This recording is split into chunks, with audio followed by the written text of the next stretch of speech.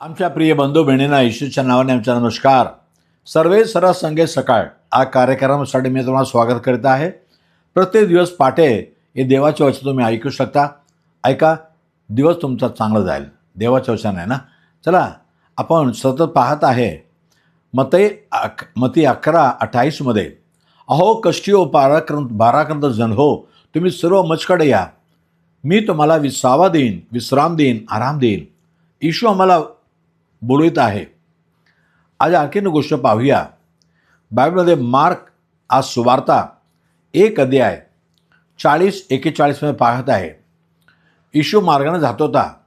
एक कुष्ठरोगी, एक कोडी त्याच्या समोर आला आणि गुडघे टेकून म्हणू लागला, हे प्रभू, तुझी इच्छा असेल तर मला शुद्ध कर, मी रोगाने भरलेला आहे. कारण त्यावेळी लोक असं समजत होते हा कुष्ठरोगसारखा भयंकर आजारपणा आला तर ते त्यांच्या पापामुळं होतो, म्हणून तो म्हणतो मला शुद्ध करा. पण येशू त्याला पाहून त्याला कळवला आला. तो कळवळाने भरून त्याच्याकडे हात पुढे केला आणि त्याला स्पर्श केला. कोडी जवळ कोणी येत नाही, पण येशू जवळ जाऊन त्याच्यावर हात येऊन म्हणाला, अजे माझी इच्छा आहे, मला तू आत्ता भरव. आणि एकदम त्याचा कुष्ठरोग त्यातून निघून गेला आणि तो शुद्ध झाला. पहा, असंच येशू प्रभूकडं जे कोणी येतात, आपल्या कष्ट आणि भार त्याच्यावर टाकण्याचा प्रयत्न करतात, येशू त्यांना हाकलत नाही. येशूने म्हटलं योहान 6:37 माझ्या जवळ येणारा कोणालाही मी धक्का मारून बाहेर काढणार नाही. आज तुम्ही येशूकडे या.